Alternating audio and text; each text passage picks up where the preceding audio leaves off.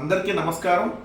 ఏదైతే ఆంధ్రప్రదేశ్ రాష్ట్రంలో 22 నెలల కాలంగా జరుగుతున్నటువంటి జంగిల్ రాజు పాలనకి ఆ రెండు ఉగ్రవాద సంస్థలుగా ఉన్నటువంటి దినపత్రికలు ఏ విధంగా జంగిల్ రాజు పాలనే కావాలి, ఇంకా రాష్ట్రాన్ని సర్వనాశనం చేయాలనేటటువంటి రాతలు ఎలా రాస్తా ఉన్నాయో మనం చూస్తూనే ఉన్నాం. ఈరోజు ఎపిసోడ్ నెంబర్ 359. ఈరోజు ఎటువంటి వార్తలు రాసినాయో ఒక్కసారి చూద్దాం. రాత్రి ఇద్దరు సిట్టింగ్ వేశారు. దీంట్లో నో డౌట్. ఎవరా ఇద్దరంటే, ఒకటి బూతుజ్యోతి పత్రిక సంబంధించిన వాళ్ళు, రెండు రోతనాడు పత్రిక సంబంధించిన వాళ్ళు. లేకపోతే సేమ్ హెడ్డింగ్ ఎట్లా పెడతారు చెప్పండి? రెండు దినపత్రికలు రాత్రి సిట్టింగ్ వేసి అనుకోకపోతే సేమ్ హెడ్డింగ్ ఎట్లా పెడతారు? ఇది చూడండి, ఆంధ్రజ్యోతి అమరావతి అజేయం, ఈనాడు అమరావతి అజేయం. చూడండి, రెండు సేమ్ హెడ్డింగు, అమరావతి అజేయం, అమరావతి అజేయం అంట. అసలు ఏముంది అమరావతిలో? ఏం చేశారు మీరు ఇప్పటి వరకు? అమరావతి పేరుతో ఏ విధమైనటువంటి దోపిడీ నడుస్తూ ఉంది? అమరావతి దోపిడీ అజేయం, అమరావతిలో భూదోపిడీ అజేయం, అమరావతిలో కాంట్రాక్టులకు దోపిడీ చేయటం అజేయం, అమరావతి అనేటటువంటి పేరుతో కరప్షన్ అజేయం, అజరామం. ఇది పెట్టుంటే హెడ్డింగ్ బాగుండేది కదా. లోపల మ్యాటర్లోకి వెళ్తే, రాజధాని చట్టబద్ధతపై ఏకగ్రీవ తీర్మానం, శాసనసభలో చరిత్రాత్మక ఘట్టం, తీర్మానం ప్రవేశపెట్టిన ముఖ్యమంత్రి చంద్రబాబు నాయుడు 5:30 గంటల పాటు ఏకధాటిగా సభ్యుల ప్రసంగాలు అని చెప్పి వాళ్ళు ఏదైతే రాసినటువంటి రాతలు ఒక్కసారి మనం చూద్దాం. నిజంగా నిన్న 5:30 గంటల పాటు వాళ్ళ అసెంబ్లీలో 23 మంది మాట్లాడారే. ఒక్కళ్ళంటే ఒక్కళ్ళన్న, అయ్యా ఇదిగోండి అమరావతి, ఈ అమరావతి అంటే ఇదిగోండి ఈ మూల నుంచి ఈ మూల దాకా ఇన్ని కిలోమీటర్లో అమరావతి ఉంటుంది. అమరావతి అంటే ఇదిగో ఇన్ని గ్రామాలు. అమరావతి పేరుతో అంతకుముందు ఎంత అప్పు తెచ్చాం, ఏది 5,300 కోట్ల పైగా అంతకుముందు అప్పులు తెచ్చాం, మళ్ళీ ఇప్పుడు 47,000 కోట్ల పైగా అప్పులు తీసుకొని వచ్చాం. సో ఈ అప్పులకి అసలు కం వడ్డీ సంవత్సరానికి ఎంత కట్టాలి, సో ఎన్ని సంవత్సరాలు కట్టాలి, ఈ కట్టిన తర్వాత నిజంగా ఆ రాజధానికి సంబంధించి వచ్చేటటువంటి ఆదాయం ఎంత, ఆ ఆదాయం ఎలా వచ్చింది, ఎవడన్నా ఒక్కడన్నా చెప్పాడా? ఒకడేమో ఏదైతే ఆయన పేరేంది, బీజేపీకి సంబంధించి అంబులెన్స్లు కూడా అదే ఫోన్లు ఎత్తారు. 108కి ఫోన్ చేస్తే 20 సార్లు చేసినా ఫోన్ ఎత్తారు. ఆయన పేరేంది, ఈవీఎం సత్యకుమార్ యాదవ్. ధర్మవరంలో ఊరి పేరు చెప్పామనుకో, ఎక్కడుంది ఏ మాటలు అంటే చెప్పలేడు, కాబట్టి పిఏ చూసి చెప్పాలి. సో ఆయన మంత్రి అయిపోయాడు. ఆయన ఏమంటాడు, అత్తారింటి దారే సినిమా చూశాడంట, చూడు ఎవడొద్దన్నాడు, దాంట్లో ఆకులు రాలి అంట, రాలితే జగన్ గారిని అంటే 40 అడుగులు పంపిస్తాడంట. అసలు ఇందుకని మీరు అసెంబ్లీ పెట్టింది? ఇంకొకడు ఆయన ఉన్నాడు, దెమ్ భాష వాడతాడు. పోలీసులు దెమ్ తినటానికి వచ్చారా అన్నాడు చూడండి. అతను గన్ను పెట్టి కాల్చేస్తాడంట అసెంబ్లీలో. ఎవరు కలుతో అసెంబ్లీ అంటే ఏంది? ఇట్లా నిన్న 5:30 గంటల పాటు మీరు జగన్మోహన్ రెడ్డి గారి మీద బూతులు, అసత్యాలు, అబద్ధాలు, ఏదైతే 5:30 గంటల పాటు సాగినటువంటి డ్రామా, అసెంబ్లీ డ్రామా, దాంట్లో 23 మంది ఏదైతే పైన లేచి నటించారో, మిగిలిన అందరూ కూర్చొని చప్పట్లు కొడతా నటించారు. అంతమించి ఏమైనా జరిగిందా? అమరావతికి చట్టబద్ధత ఎన్నిసార్లు చేస్తారు?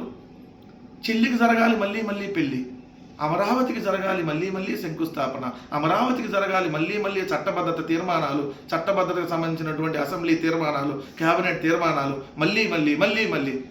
ఏంది ఇది? అసలు కేంద్రం ఏం చేసిద్ది? రాష్ట్ర రాజధాని నిర్ణయించుకునేది రాష్ట్ర ప్రభుత్వం, కానీ కేంద్రానికి ఏం సంబంధం? ఎన్నాళ్ళు ప్రజలు మోసం చేస్తారు? చట్టబద్ధత కోసం పంపించారంట. ఒక్క అంగుళమైనా కదపలేదు ఈనాడు హెడ్డింగ్. సేమ్ మళ్ళీ ఇక అంగుళం కూడా కదిలించలేదు ఆంధ్రప్రదేశ్ హెడ్డింగ్. చెప్పారా? సిట్టింగ్ మామూలు లేదు. అందుకనే కదా హెడ్లైన్ కూడా ఎక్కడ ఒక లైన్ కాదు, చాలా లైన్లు అదే same to same, pin to pin. అంగుళం కూడా కదిలించలేరా? ఎవడు కదిలిస్తా అన్నాడు ఫస్ట్? మీకెందుకు అంత భయం? మళ్ళీ జగనే వస్తాడనేది మీకు తెలుసు, మళ్ళీ జగన్మోహన్ రెడ్డి గారే ముఖ్యమంత్రి అవుతారని మీకు తెలుసు. అందుకనే ఈరోజు ఒక డ్రామా ఆడుతున్నారు మీరు.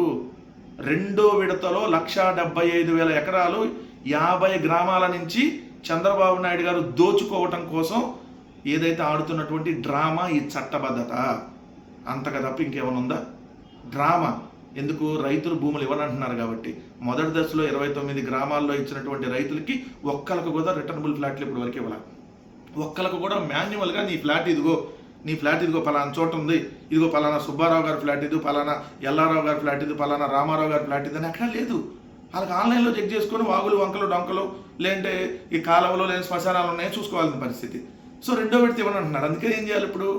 డ్రామాకి రక్తి కట్టించేటందుకు అసెంబ్లీని వేదికగా చేసుకొని పార్లమెంట్ను ఇంకో వేదికగా చేయబోతున్నామని చెప్పి ప్రకటించినటువంటి డ్రామా, అమరావతి డ్రామా. ఏదైతే నువ్వు పెట్టావు కదా హెడ్డింగ్, అజేయం, అమరావతి దోపిడీ అజేయం, అమరావతిలో రైతులను నువ్వు మోసం చేయటం అజేయం, అమరావతిలో ఒక అంగుళం కాదు కదా లక్షలాది ఎకరాల దోపిడీ నువ్వు చేస్తున్నది మాత్రం శాశ్వతం. ఇది ప్రజలు కూడా గమనించమని చెప్తా ఉన్నాం. ఎంత పతివ్రత వార్తలంటే రాజకీయ మీడియాతో ముప్పు, రాజకీయ మీడియాతో ముప్పు, పెద్ద పతివ్రత వార్తలు కదా. 2 పత్రికలు, 4 సొంత ఛానల్స్ని, ఇంకొక 6 తనకు మద్దతుగా పెట్టుకున్నటువంటి ఇంకో 6 శాటిలైట్ ఛానళ్ళు, మొత్తంగా 2 పత్రికలు 10 శాటిలైట్ ఛానల్ని పెట్టుకొని ఎవడయ్యా ఈరోజు రాజకీయ మీడియా నడుపుతుంది? నువ్వు చేసేదేమో సండాల పనులు, ఈడ చెప్పేదేమో మామూలు ప్రవచనాలు కాదు. నిన్న చూడండి ఇక్కడ, స్వార్థ ప్రయోజనాలే లక్ష్యంగా తప్పుడు ప్రచారం, ఐజేయు ప్లేనరీలో సీఎం చంద్రబాబు, పత్రికలు సమాజం కోసం పాటుపడే రోజుల నుంచి రాజకీయ పార్టీలు సొంత మీడియా ఏర్పాటు చేసుకొని సమాజానికి హాని చేసే రోజులు వచ్చాయని సీఎం చంద్రబాబు ఆందోళన వ్యక్తం చేశారు. మామూలు ఆందోళన కాదు. టీవీ5 ఎవరిది, ఏబిఎన్ ఎవరిది, మహాన్యూస్ ఎవరిది, ఈటీవీ ఎవరిది, ఇంకొన్ని ఛానల్ పేర్లు ఉన్నాయిలే, అవి మీకు తెలుసు. ఇవన్నీ ఎవడయ్యి, ఎవడి కోసం పొద్దున్నే లెగిసిన దగ్గర నుంచి తెల్లార్లు పరమాన్నం వండుతుంది. ఎవరి కోసం? తెల్లార్లు, మామూలు తెల్లార్లు కాదు, మిడ్ నైట్ కూడా మసాలా వండి చంద్రబాబు నాయుడు గారి కోసం ఏదైతే నడి రోడ్డు మీద నగ్నంగా నిలబడుతుంది ఎవరు? అదే ఈనాడు, అదే ఆంధ్రజ్యోతి, అదే టీవీ5, అదే ఏబిఎన్, అదే ఈటీవీ, అదే మహాన్యూస్. ఈ చంద్రబాబు నాయుడు గారు రాజకీయ సంస్థలు కాదంట, ఇది రాజకీయ మీడియా కాదంట. మరి ఏది? డాష్ డాష్ మీడియానా? మరి రాజకీయ మీడియా కాదు, రాజకీయ వ్యభిచార మీడియా అని పెట్టాలా? చెప్పండి చంద్రబాబు నాయుడు గారు. ఆందోళన వ్యక్తం చేసావా? కామెడీ కాకపోతే కామెడీ, నాట్ కామెడీ. ఒకప్పుడు పత్రికలు సమాజం కోసమే వార్తలు రాసేవి, పాత్రికేయులు వృత్తిపరమైనటువంటి విలువలు పాటించేవారు, రాజకీయ మనుగడ కోసం మీడియా సంస్థను ఏర్పాటు చేసుకున్న వ్యక్తులు సమాజానికి హాని కలిగిస్తున్నారు. నిజంగా ఒకప్పుడు పత్రికలు సమాజం కోసం పనిచేసేవి, కానీ ఈనాడు అనేటటువంటి ఒక రోత పత్రిక దిగజారిపోయి బట్టలు లేకుండా రామారావు గారి మీద కార్టూన్లు వేసి ఏదైతే మద్యపాన నిషేధం గురించి ఒకప్పుడు ఎలా వార్తలు రాసి తర్వాత ఎలా వార్తలు రాశారో, ఎలా బ్లాక్మెయిల్ తనం చేశారో, అలానే ఇంకో ఆంధ్రజ్యోతి అనేటటువంటి ఇంకొక బూతు జ్యోతి పత్రిక ఏ విధంగా బ్లాక్మెయిల్ చేసి, ఏ విధంగా సీసీ కెమెరాలు పెట్టి, ఏ విధంగా ఏదైతే పత్రిక అని కాకుండా రాజకీయ డాష్ డాష్ సంస్థగా తయారైందో, అప్పుడే అక్కడ పనిచేసేటటువంటి వ్యక్తులు కూడా దిగజారిపోయారనేది క్లియర్గా అర్థమైంది. అది కదా నిన్న మీరు చెప్పాల్సింది. అయ్యా, ఆంధ్రప్రదేశ్ రాష్ట్రంలో కొన్ని బోకు సంస్థలు ఉన్నాయి, ఆ బోకు పత్రికలు, బోకు సంస్థల్లో డాష్ డాష్ అనేటటువంటి 2 పత్రికలు, ఒక 4 ఛానళ్ళు ఉన్నాయి, అవయ్యా ఇలాంటివన్నీ ఉండకూడదు అని చెబితే బాగుండేది కదా. నిక్కచ్చి వార్తలతో ప్రజల్లో నమ్మకాన్ని పెంచుకోవాలని చంద్రబాబు సూచించారు. కామెడీ వద్దు, చాలా సీరియస్. సోషల్ మీడియా కంటెంట్ కట్టడికి ప్రొఫెషనల్ పాత్రికేయులు నడుమించాలన్నారు. సోషల్ మీడియా చాలా బెటరు. మీ చంద్రబాబు నాయుడు గారు మీ ఉగ్రవాద పత్రికలు, మీ ఉగ్రవాద మీడియా సంస్థల కంటే సోషల్ మీడియా సంస్థలు చాలా బెటరు. సోషల్ మీడియాలో కనీసం వాళ్ళు కంటెంట్తో పెడతారు, కనీసం తమ్ముళ్ళన్నా పెట్టేటప్పుడు చూసుకొని పెడతారు. కానీ మీరు ఏదైతే వ్యభిచారపు రాతలు, వ్యభిచారపు వార్తలు కదా మీరు ప్రసారం చేసేది మీ ఛానల్స్, ముందు దాని మీద సమాధానం చెప్పాలి. అందుకనే పతివ్రత పరమాన్నం వండితే తెల్లారేదాకా చల్లారలేదంటే ఈ కబుర్లు చెప్తేనే అర్థమైంది అనేది గుర్తుపెట్టుకోవాలి చంద్రబాబు నాయుడు గారు.